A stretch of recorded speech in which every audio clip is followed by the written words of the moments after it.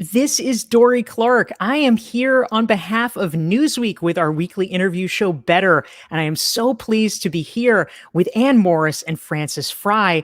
They are the authors of the new book Unleashed, and today we are going to be talking about how to empower everyone around you. Such an important question. Frances, Anne, welcome. Oh, it is such a pleasure to be, at least virtually, in a room with you, Dorie. So wonderful. It has been too long, Dorie. We're thrilled. We're thrilled.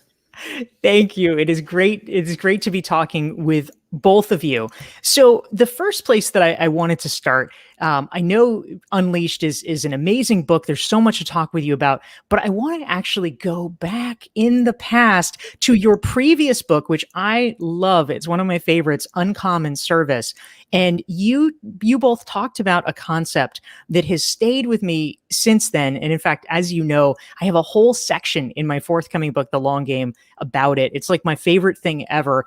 And it is talking about your concept of how to decide what to be bad at. Can you explain this and what this means? It's such a good question for right now. So the way we think about it is decide what you're going to be great at, and then reverse engineer what that means you have to be bad at. If you can't articulate what you're optimized to be bad at alongside of what you're optimized to be great at, you're going to end up with exhausted mediocrity.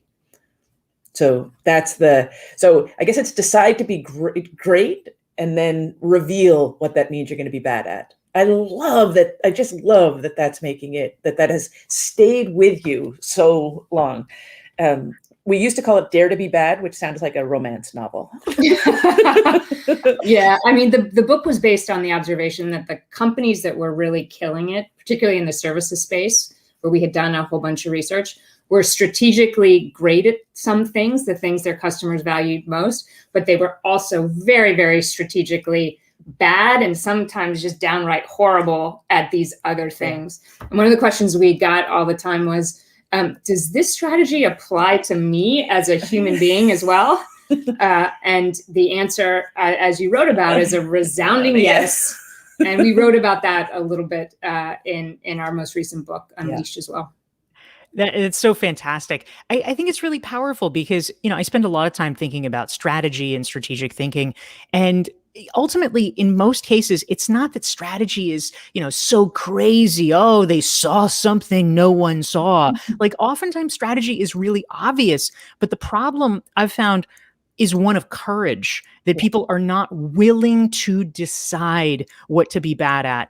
And I think that your framing of it is just so incredibly powerful that we have to be willing to go there. So thank you for that. I love it. It's so beautiful. Yeah, one of the other things we talked about on the strategy space in this most recent book is how strategy sometimes gets locked up in the C-suite, and so it's really essential to be very deliberate about cascading that strategy to the rest of the organization, where it can actually be effective. Yeah, I love it. And I'd also like to take a moment to welcome the folks who are joining us live. Thank you for tuning in. Please feel free to type your name into the chat box. Let us know who you are, where you're calling in from. I see Anna's already here from New Hampshire jumping on this, saying hello. So let us know who you are, and feel free to type your questions for Anne and Frances into the chat box. We would love to hear from you about the leadership questions that are on your mind. So Frances and Anne, your new book is Unleashed, and you raise I think a really interesting point about your definition of leadership, that so often people seem to get it wrong. Can you talk a little bit about how you think about leadership and what really is the most essential from your perspective? Yeah, so the way we think about leadership is that leadership is about making other people better. So it's not about us. So our first chapter is called "It's Not About You." Like just get that out of the way, leadership. And when it is about you, you are not participating in the act of leading. So it can be about you sometimes, but you've just taken a step off the leadership stage when you've done it. So leadership is not about us. Leadership is about making others better as a result of our presence and in a way that lasts into our absence. And this last year, we published the book on June 2nd of last year, and the absence, unbeknownst to us, the book was perfectly timed in that regard because we were all in the absence. not perfectly timed for the book tour, but we're delighted to be here with you to substitute for that. That's right. We just get to extend the pleasure even further. So it all works out. We'd like to say hello to Chantal, who's joining us from Geneva, Todd in New York, Carrie's here from LA, DT is here from Rochester, Bernhardt is from Munich, Marion's here from Atlanta. This is fantastic. Welcome everyone, and we're glad to have you type your questions for Francis and Anne into the chat box so we can see what is on your mind. And so, Francis, this is a question specifically for you. You have established a brand for yourself over the past few years. I'm sure you don't necessarily think of it this way, but it seems like you are the extremely troubled company with PR problems whisperer. You have been a senior leader at Uber. You are on the board of WeWork. People seem to bring you in when the you-know-what hits the fan, which I love. Talk to me a little bit about that. What have you learned from having the front seat view in so many of these companies that have been exploding in the public eye, at least prior to you coming in with your strategic interventions? Well, the interesting thing is that Anne and I do all of this work together. I'm the pretty face in the front of the room, but Anne and I do all of it together.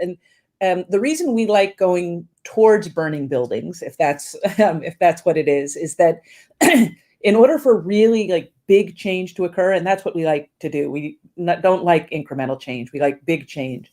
You have to have a really clear and compelling change mandate. Well, you know what's a really clear and compelling change mandate? Front page of the newspaper. This smell of smoke in the burning building. Yeah. So it's important to honor the past and have a rigorous and optimistic way forward. But in the middle of that, boy, do we need a clear and compelling change mandate. It's not the only one, of course, but it just makes change a lot easier when the desire to change is at the top of everybody's mind. And for the record, it's not the only thing we do. Yes.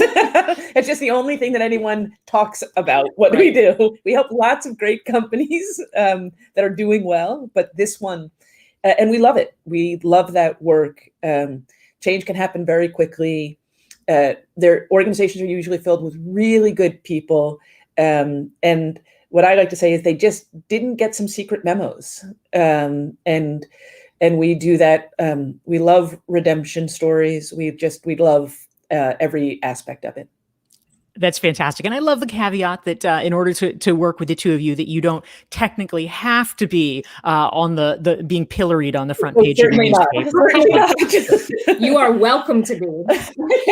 We will take your call. It's very clarifying. And we'll take your call very quickly because we know we understand the urgency, but goodness, no.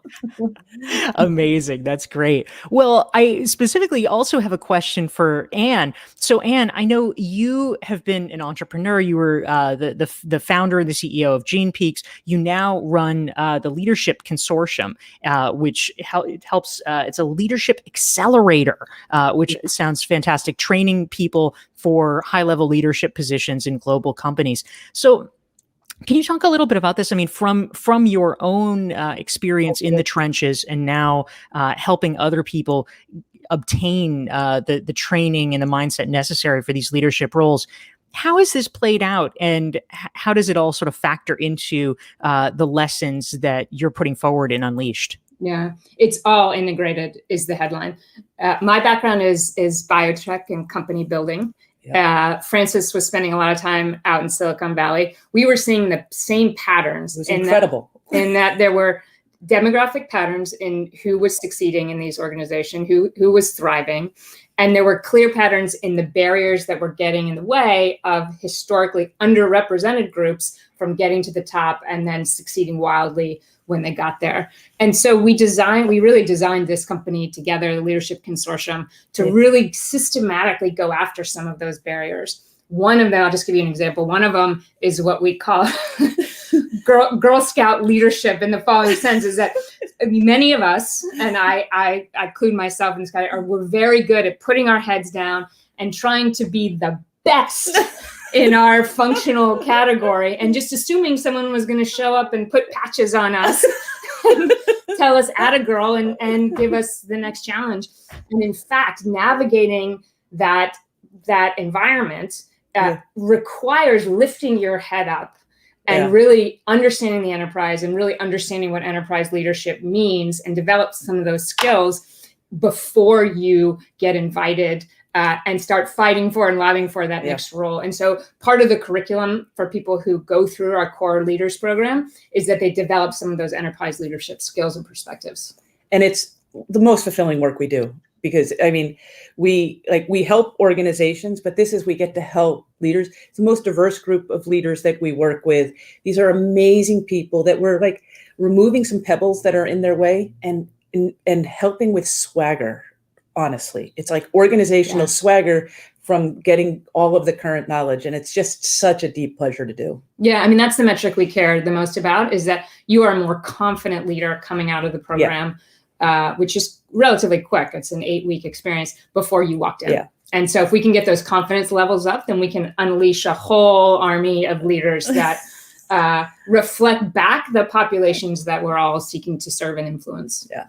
Oh, that sounds fantastic. I love that. And for those of you tuning in who'd like to learn more about Anne and Francis and their work, go to the website, theleadersguide.com. You can learn more. And if you'd like to make sure you never miss one of our weekly Newsweek Better interview series, you can go to my website, dorieclark.com, sign up for the newsletter there. You can get a free self-assessment and you'll get reminders about these weekly interviews. So we had a great question actually come in across the transom from Marion.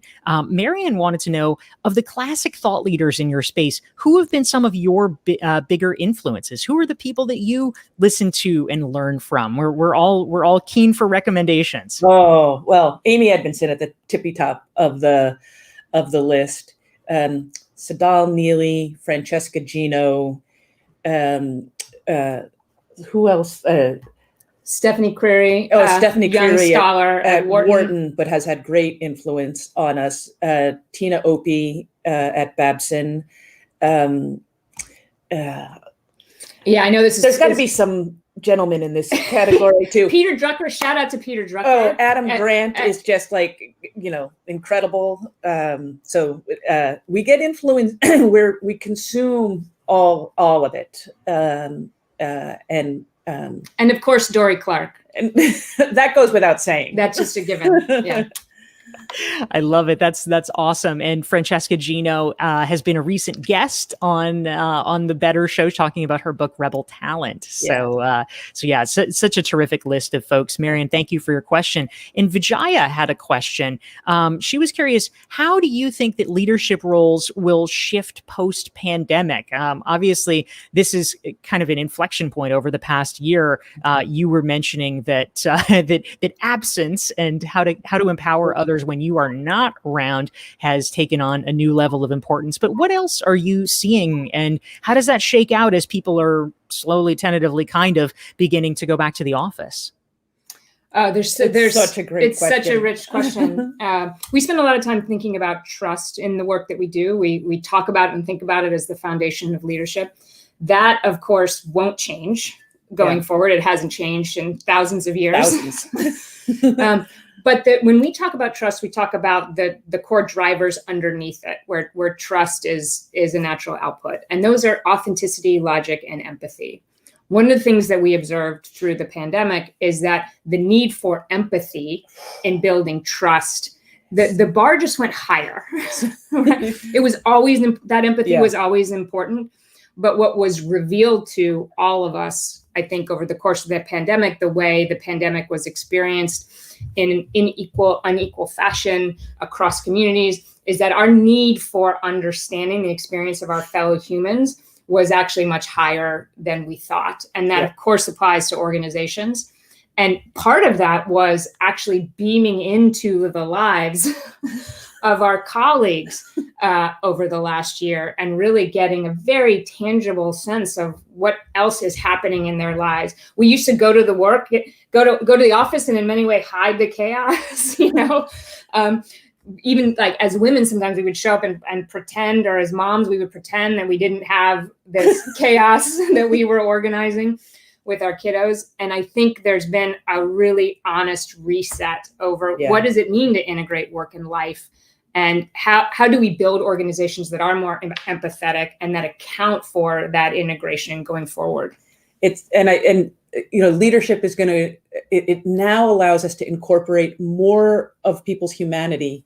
Interestingly, now that it's post-pandemic, I think we all became more empathetic in this year. It's an amazing event that occurred, tragic event, and a consequence of it is that we're all like heightened to one another, and that's that can be a challenge, but it can be a superpower. And so organizations that are bringing that empathy forward are going to really kill it. Organizations that are saying, "Oh, get back to work and do it like you used to do it." I think they didn't get that secret memo.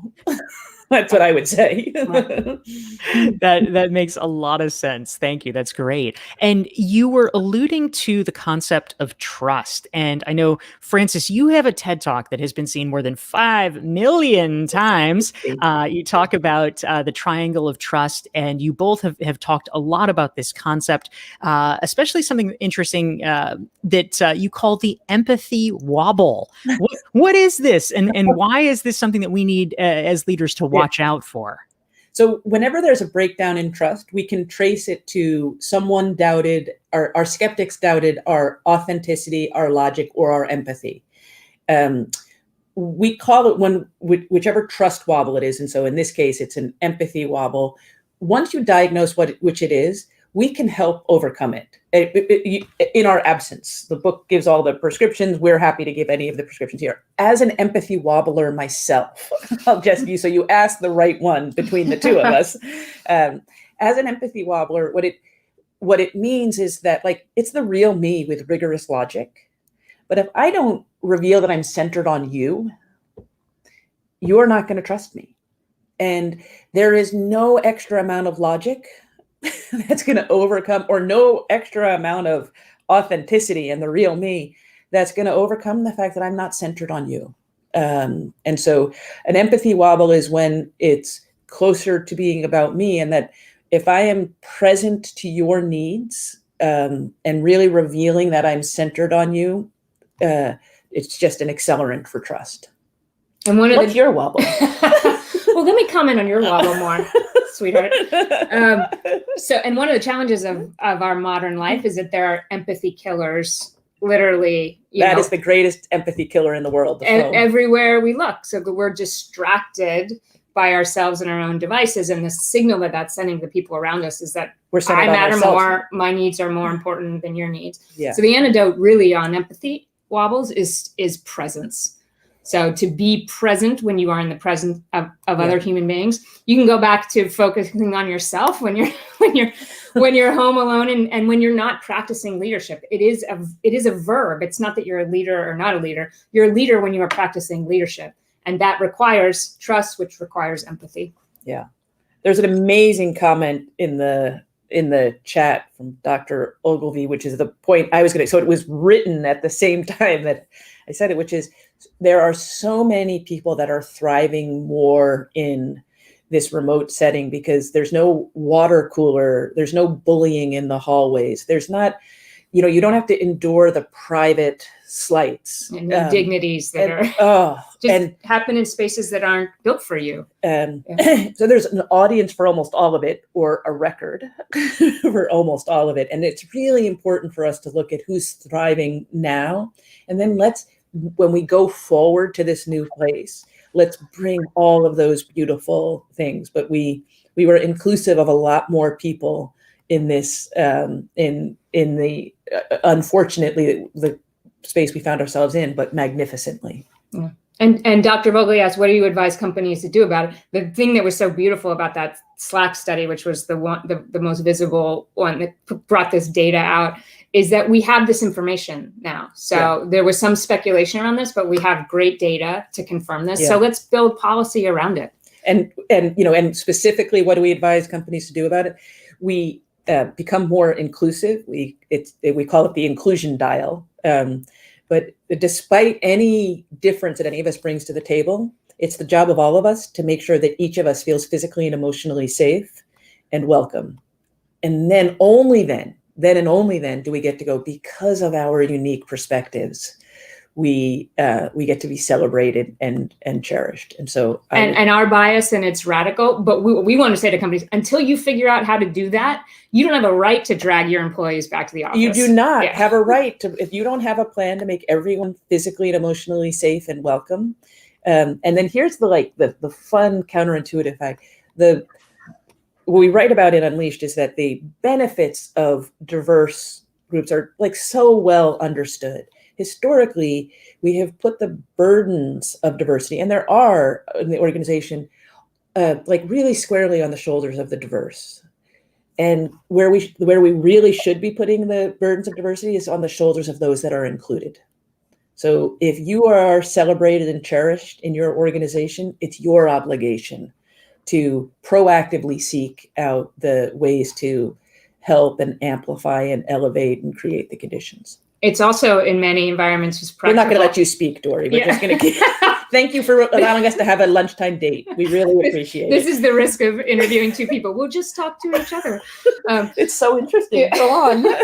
Well, our friend Bozoma St. John said to us once, why do I as a Black woman have to do it all? Like, there's way more of you than there are of me. Why do we as queer women have to do it all? There is way more of you than there are of me. Awesome. All right, it's your turn. Okay, Dorie. Amazing. I love it. I love it. You're making my job easy. So for all of our viewers who are enjoying this conversation, incidentally, you can learn more about Frances and Anne and their work at theleadersguide.com. And if you want to make sure that your friends can benefit from this conversation as well, hit the like button, hit the share button, so that they can see this.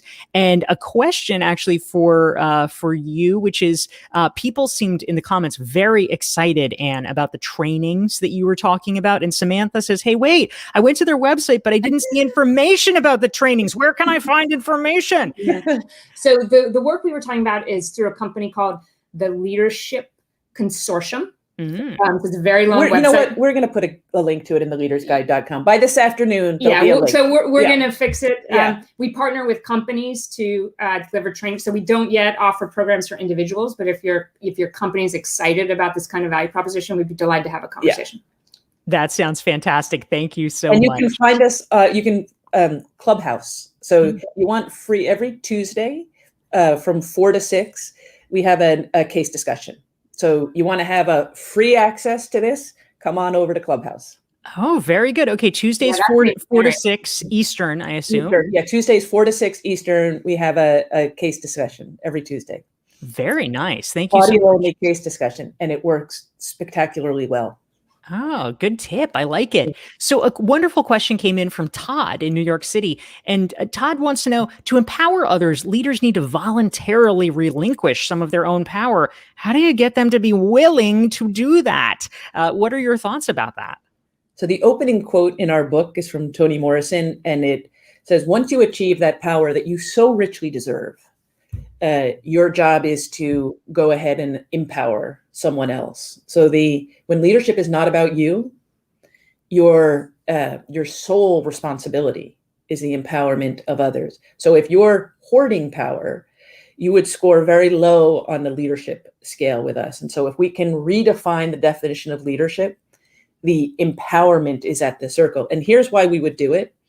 If you are leading us, Dorie, and you empower us, you as a leader are going to do so much better because we're going to perform so much better.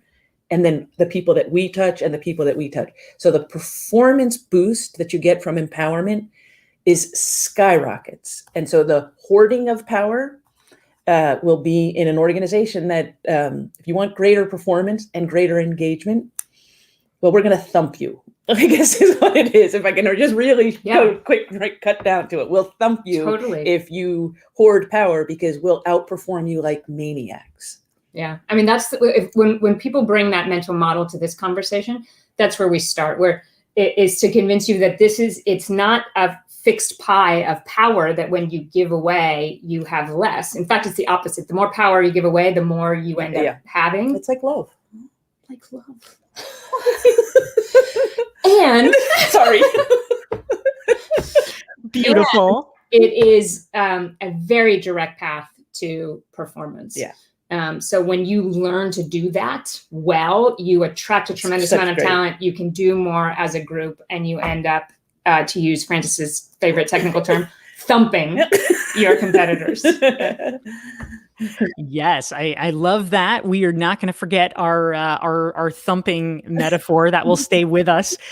So another great question came in from Anna. She says, as an immigrant, I'd love to build trust and empower the concept of trust in my community. How can I do it? Your advice is greatly appreciated. What are your thoughts about trust building for all leaders and perhaps especially those who come from underrepresented communities? So what we find, and I'll do this tee up for Anne, because I didn't get you to comment on Authenticity Wobble before, but I will now. Yeah. So you think I can't get out of that? Try again. So whenever we're underrepresented, it's statistically more likely that we're going to have an authenticity wobble. So when I'm around people that are just like me, nobody has an authenticity wobble. When I'm around people that are different than me and I'm not the one with power, more likely to have an authenticity wobble. So one of the ways to overcome it is to learn how to overcome an authenticity wobble. And you are an authenticity wobbler. So how do you do that? It's a really great question. I'm just going to go back to some of the logistics of it. No, but in all seriousness, if you want to learn more about trust, the fastest and quickest way is to go watch Francis's beautiful TED Talk, which is 12 minutes. Oh, golly, but watch it on 1.5 X speed. So it's, 8 minutes. Francis has decided that she was speaking too slowly. I think it's perfect because it brings some gravitas to the conversation, but you could speed it up a little bit. So that 10 minutes, you get a great education in these 3 core trust drivers, which are authenticity, logic, and empathy. What Francis just acknowledged is that those of us coming into spaces from an underrepresented or marginalized position are more likely to wobble on authenticity. We actually have a great debate going around who's accountable for that pattern, right? And where we come out is that essentially organizations have a tremendous amount of responsibility for creating spaces where other people can show up authentically. Organizations and communities, to the question that was asked. Exactly. Yeah. And the individual who is likely to wobble on authenticity also has some accountability. And the reason she has some accountability is because she wants to have some agency in that space. Right? Because we do not yet live in a world where... that I want to design. Right, that Francis wants to live in, where all organizations have this competence, or all communities have this, or all nations, for example, have this competence. So until then, those of us who want to show up and build trust in those spaces have to take some accountability for the likelihood that we are going to stumble sometimes. Now, there are lots of fun ways to do that. I happen to love Byron Katie's work. Her website is thework.com. It's a little too woo-woo for some of our friends in the business community, but she has a really powerful tool that challenges you on the story you're telling about those spaces. So, for example, if the story you're telling is I'm not welcome here, or I don't deserve to be here, or maybe there's a little bit of imposter syndrome. I'm questioning whether I'm even qualified to be in the space. She has a great tool called the 4 questions that invites you to challenge that storyline and find an alternative one and show up in a more empowered way in that space. And in a more authentic way. And I love that you use small hacks, like the pictures behind us are great ways to remedy authenticity wobbles, which is to just have triggers to your authentic self, so that if you're not showing up, I'm going to show up when I see those. Yeah, I call them humanity hacks, because they're hacks. Signals that remind me of my own 3-dimensional humanity. I used to do a lot of fundraising, on the top story of a midtown building where I was the only woman in the room. And I would just figure out how to put a picture of our dog in there. Yeah. Because I would see the dog and be like, oh. And it would just, instead of all that armor, I was waiting for everyone to judge me and want to know why there wasn't someone else in front of the room. I just could see my dog and relax. And then so that be kind you. of stuff, Yeah. and be me, because that is the most beautiful thing in the world, and the path to building trust. I am so with you. In fact, I have a built-in humanity hack. He has shockingly not done it this week, but normally my cat walks in front of my face at least 3 times during our interviews. He walks behind you, so there we go. I'm glad he's got the bases covered somehow. This is amazing. Thank you so much, Frances Frei and Morris. It's a wonderful conversation. You are the authors of the new book, Unleashed, which is about leadership, about how to empower others around you. For everyone who is tuning in and wants to learn more about Anne and Frances's fantastic work, go to theleadersguide.com and you can learn more. And if you want to make sure you never miss one of our weekly sessions, follow me on LinkedIn at dorieclark.com/LinkedIn. You will get reminders. Anne and Frances, as our parting words, if people are looking for one tip, one strategy, one low-hanging fruit about how they can better take action on unleashing the power within other people and being a better leader today, what would you recommend that they think about or start doing? We'll leave you with the phrase, simply begin. So if you have an idea for how to make your organization and community better, just get started. There's a tremendous amount of power in just breaking through that barrier of action and starting to build momentum. Don't wait for someone to put a Girl Scout patch on you. Simply begin. Amazing. Thank you so much. It's a pleasure having you here. We will see you viewers next week, and have a wonderful Thursday.